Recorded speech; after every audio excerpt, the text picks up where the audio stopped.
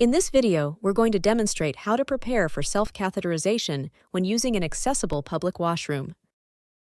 It's important to note, this is a demonstration of how one person does self-catheterization. Because everyone is different, your level of function and ability, as well as input from your healthcare team, will help you determine what works best for you. Also note, people with more mobility may be able to transfer onto the toilet and be able to tilt their pelvis. Others may choose to avoid the transfer and use the technique shown. The first step of self-catheterizing, no matter what your physical positioning or the setting you're in, is to ensure your hands, pelvic area, and catheterization supplies are kept as bacteria-free as possible, and you have all the required supplies organized and within reach before you begin the catheterization process. Keep in mind, though, you may not always have access to a setting you know is perfectly clean, like when using washrooms in a public space, but as you'll see in this video, there are still best practices you can follow to help limit your exposure to bacteria, including cleaning your hands after touching anything but yourself or your supplies.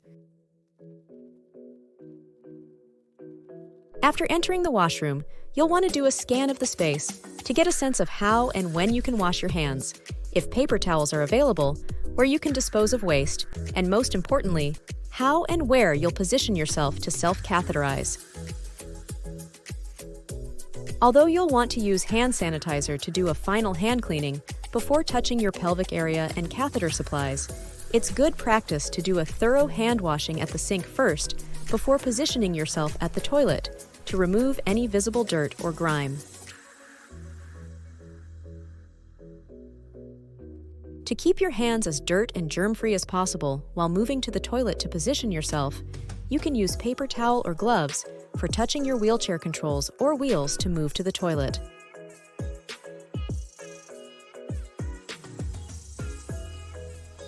You'll want to position and lock your wheelchair, leaving enough space between the toilet and the toes of your shoes to allow you to lift your feet. If the washroom space allows it, positioning yourself beside the toilet provides more lid space to position your feet. Before positioning your legs and feet on the toilet, make sure your cleaning and catheter supplies are placed within easy reach, so you won't have to touch anything but yourself or your supplies once you're in position. Plastic is less slippery than porcelain, so be sure the seat's down before positioning your feet. You can use a paper towel to do this, and then set the paper towel aside where it can be collected once you're finished. Depending on your mobility and preference, you can lift your feet to the toilet by the ankles, lower legs, or by using the loops on your shoes if they have them.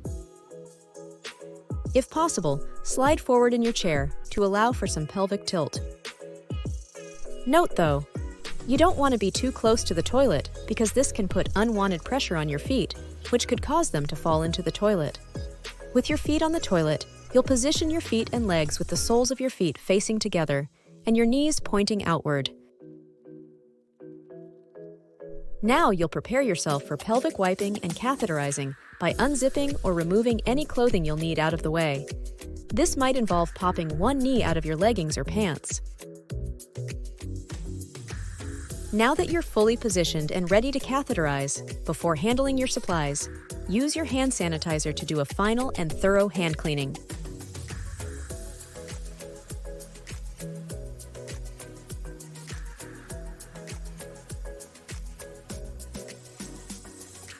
Once your hands are clean, it's time to make sure your catheter, leg bag, and pelvic wipes can be reached without needing to touch any potentially unclean bathroom surfaces.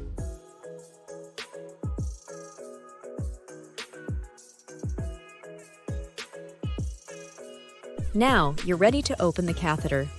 This is usually easiest if you pull the front of the catheter package away from the back. This approach is especially helpful if your hand function is limited. Some people may use a combination of teeth and fingers to pull open the catheter packaging.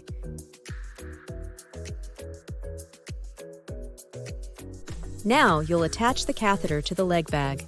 Take the catheter at the top, that's the end where the colored tip is a bit wider, and connect that end to the leg bag.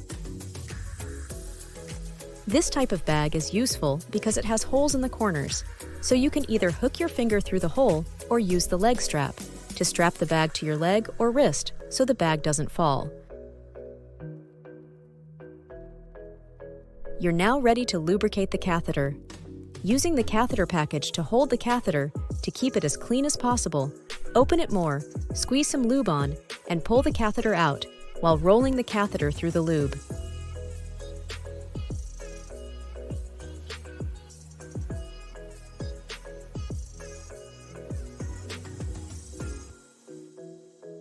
Note now, before cleaning your pelvic area, if you think you've touched anything other than your own supplies, you should use your hand sanitizer once more. Now use your wipes to wipe down once on each side and once down the middle, using a new wipe each time.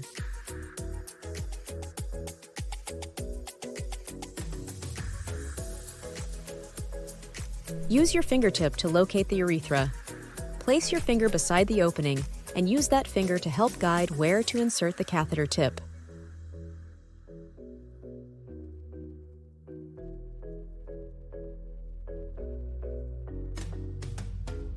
Now slowly continue to insert the catheter. Once the urine begins to flow, insert the catheter another 1 to 2 centimeters. Then lower the leg bag. When the urine stops flowing, gradually ease the catheter out. Then pinch or bend the catheter to make sure there is no backflow. Let the catheter drain down into the bag until the catheter's empty. Now remove the catheter from the leg bag. You can hang the urine collection bag on your chair or wrist until your feet are down and repositioned in your chair. Wipe any excess lube from your pelvic area and wipe your hands.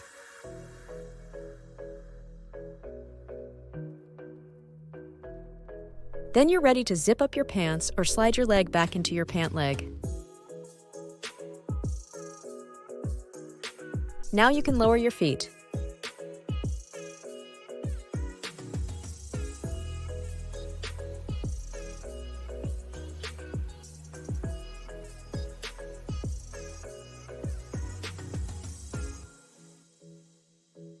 Then collect any waste to dispose of when you move back to the sink. After emptying the leg bag into the toilet, you're ready to move to the sink to clean and store your supplies. Once at the sink, you can rinse the leg bag and dry and wrap it, wash your hands, and put all your supplies back in your supply bag.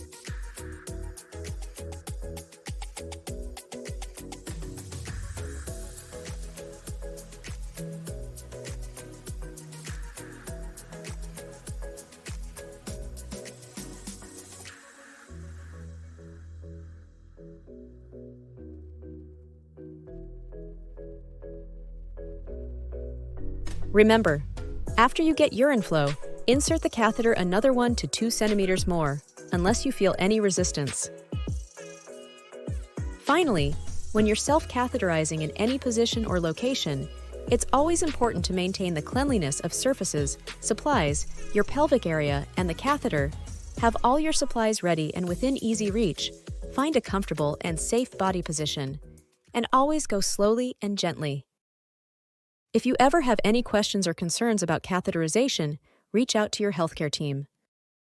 And for ongoing support and tips, look to your peer groups, like Spinal Cord Injury Ontario's Peer Connections.